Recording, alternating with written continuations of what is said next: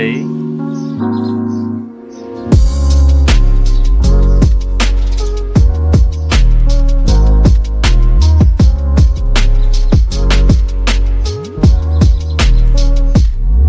બગડી શું છે ભાઈ?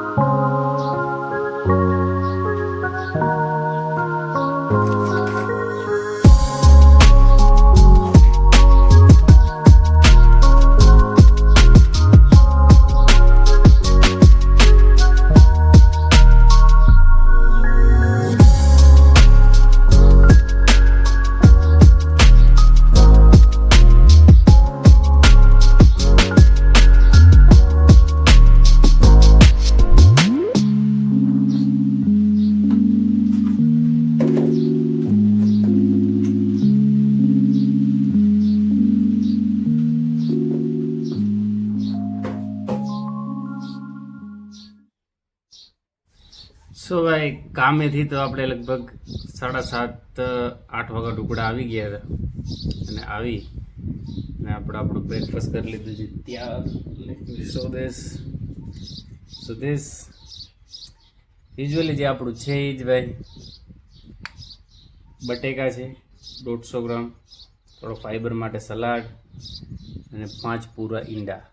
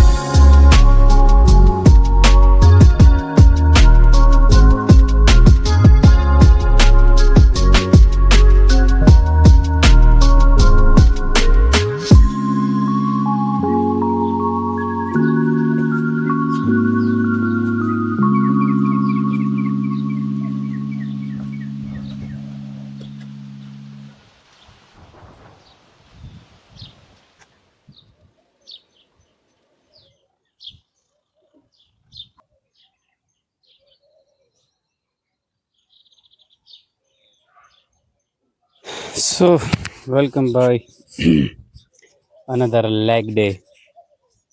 તો આપણે લેગ ડેને એક્સપ્લેન કરેલો જ છે. So let's go for basics exercise for leg day for home workout.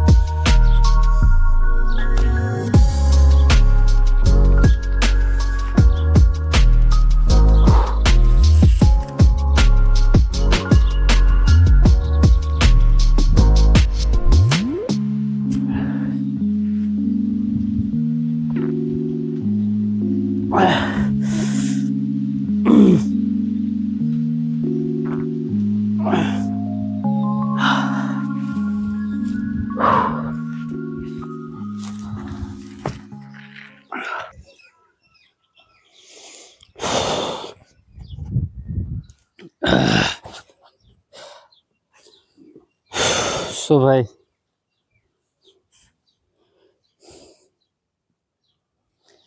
Exercise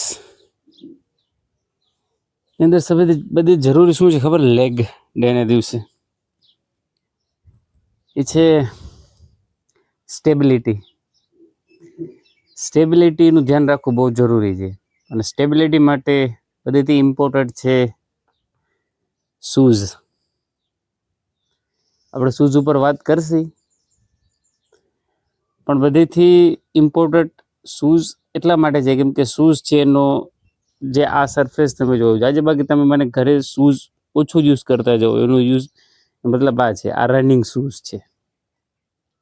એક્સરસાઇઝમાં આને તમે ચલાવી શકો, પણ શૂઝ ઉપર આપણે ડિટેલમાં વાત કરશું અને આનું રિવ્યૂ આપણે દઈ બાકી છે. તમે વેટ એટલો જ સિલેક્શન કરો એક્સરસાઇઝમાં જેને તમે 8, 9, 10 અથવા તો 12 એટલા રેપિટેશન આરામથી કંટ્રોલ ફોર્મમાં કાઢી શકો. એવા રેપિટેશન જ તમે યુઝ મતલબ એવો વેટ સિલેક્ટ કરો કે એક્સરસાઇઝમાં આરામથી તમે 11-12 રેપિટેશન કાઢી શકો અને સ્ટેબિલિટી હારે. ફોર્મ છે એ આમ ડગવી ના જોઈએ કે પગ છે એ આમ ધૂજવા ના જોઈએ કે પંજા છે સરફેસ ઉપર એ બેલેન્સ રહેવા જોઈએ. બહુ જરૂરી છે કેમ કે લેગ ડેને દિવસે બધે જાજી ઇન્જરી થાય ભાઈ. So let me finish. આપણે ખાલી 2 એક્સરસાઇઝ રહી છે ભાઈ.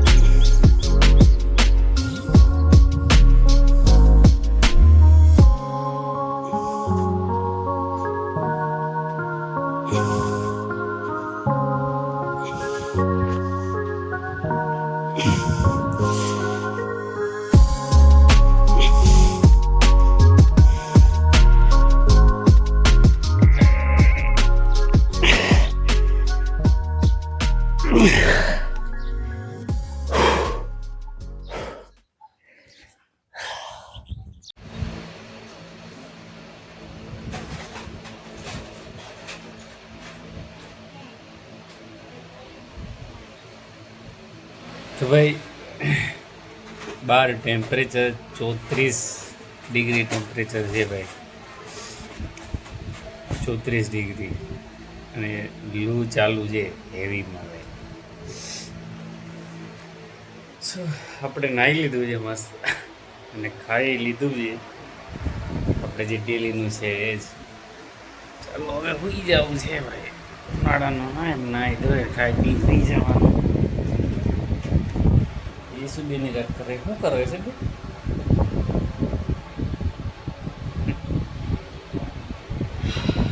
ગુડ નાઇટ ભાઈ.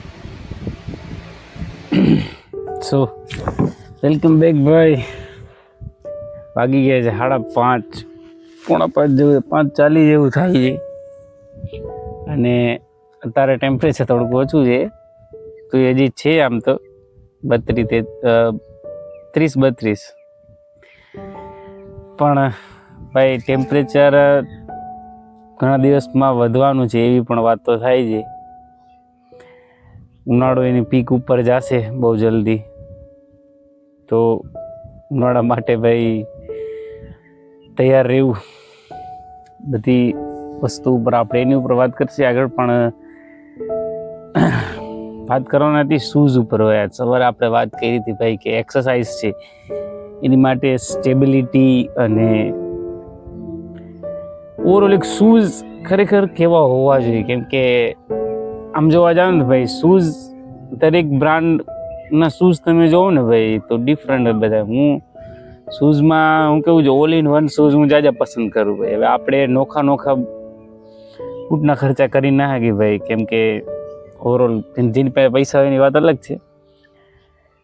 પણ શૂઝમાં મુખ્યત્વે ભાઈ 3-4 કેટેગરી આવે.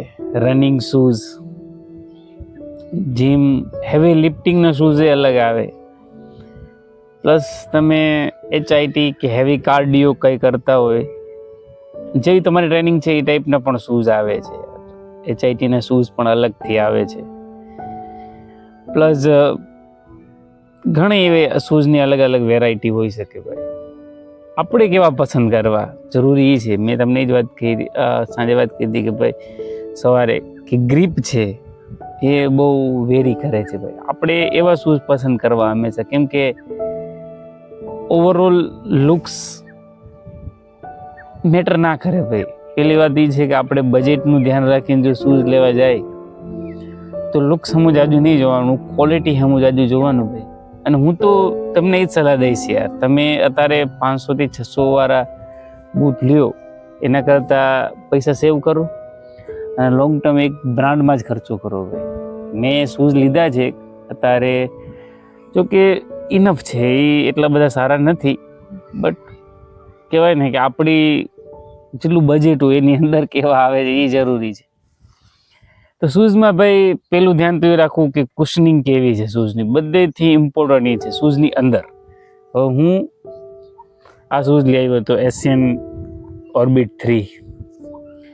આને 3 મહિના જેવું થઈ ગયું છે, ઓલમોસ્ટ 2-3 મહિના જેવું થાય. આની જે કુશનિંગ છે ને ભાઈ, આની અંદર કદાચ તમે નજર ના જાય, આ કુશનિંગ બહુ જ બેકાર છે ભાઈ, બહુ બેકાર.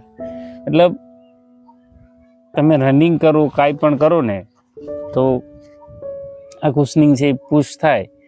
રનિંગ માટે ચાલી શકે આ શૂઝ, યસ, તમે આની સોલ પણ જોઈ શકો છો, રનિંગ માટે હાલે. પણ હેવી લિફ્ટિંગ માટે આવા શૂઝ ના હાલે ભાઈ. હેવી લિફ્ટિંગ માટે ખાસ કરી અને હાર્ડ સોલવાળા શૂઝ વધારે છે.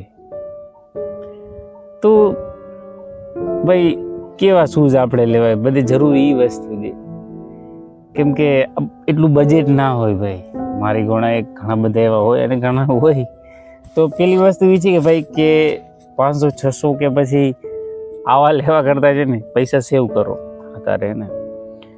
ભલે એકાદો ટાઈમ લઈ લઈએ, પણ પછી લોંગ ટર્મમાં એક સારા શૂઝમાં ઇન્વેસ્ટ કરવો કમસે કમ. હું કરવાનો છું, મારી એક ફેવરેટ શૂઝ છે, એની ઉપર બહુ જલ્દી હું ખર્ચો કરીશ. બટ મહત્વનું એ જ છે ભાઈ કે હાર્ડ સોલ હોવી જોઈએ. ઓવરઓલ ફોર્મ છે શૂઝનું એ પણ હાર્ડ હોવું જોઈએ. સોલ ભલે, મતલબ સોલ છે ભાઈ અંદરની એ બધો થોડીક નોર્મલ આવે, બટ એની બહારની જે ગ્રીપ છે ભાઈ આ મજબૂત આવવી જોઈએ. આ આવી ના આવવી જો આ દબાઈ જાય છે.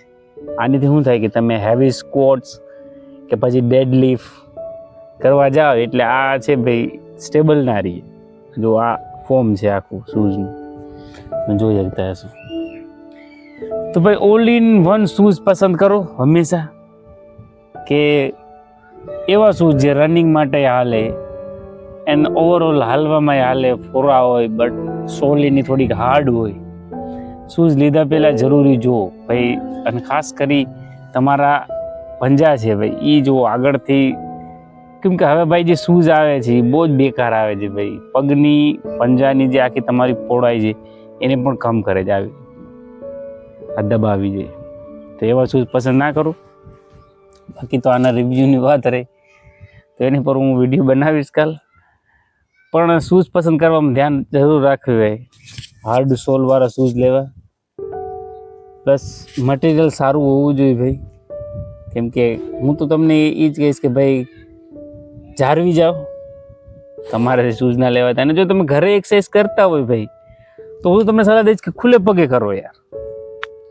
કેમ કે ખરેખર જે ખુલ્લા પગની આપણી ગ્રીપ છે ને ભાઈ એ ઓલ ઇન વન છે ભાઈ.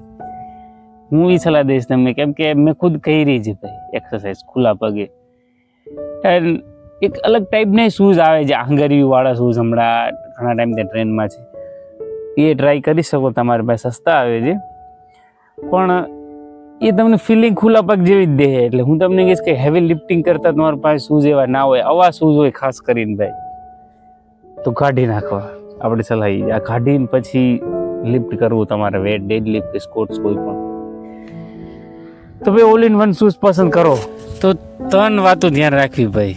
બધેથી મહત્વની વસ્તુ છે 3. એક, શૂઝની સોલ જે છે બહારલી સાઈડ એ હાર્ડ હોવી જોઈએ, સોફ્ટ ના હોવી જોઈએ. અંદરની કુશનિંગની જો વાત કરું તો એ સોફ્ટ હોય તો હાલશે, પણ એટલી બધી નહીં.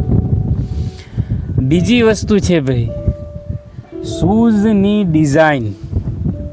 જો આ જે ડિઝાઇન છે ને ભાઈ, આ કટવાળી ને આ બધી, આના હોય વધારે સારું ફ્લેટ શૂઝ. આ 3 વસ્તુનું ધ્યાન રાખો એટલે વન ઓફ ધ બેસ્ટ તમારે એક જ શૂઝમાં બધું આવી જાય. પેલું છે આઉટર સાઈડ પોસ્ટ, તમે જોવો છો આ વસ્તુ આ મજબૂત હોવી જોઈએ, આવી પોચી ના હોવી જોઈએ. પ્લસ અંદરનું જે ઓશન છે એ થોડું સોફ્ટ ચાલે, સોફ્ટ હોય તો સારું જ દે આમ તો. અને design flat design, that's it. Shoes માટે આ 3 ટિપ્સ કાફી છે યાર. બાકી તો હું તમને એ જ કહીશ, જાળવો. પૈસા ના હોય તો જાળવી જાઓ, ભેગા કરો, પછી ઇન્વેસ્ટ કરો. That's it. શૂઝ માટે ખાસ કરીને ધ્યાન રાખો ભાઈ. આપણે લેવામાં જોતા નથી, પણ પછી પગ છે એની સ્ટેબિલિટી અને એની ઘણી વસ્તુમાં ફેર પડી જાય. That's it.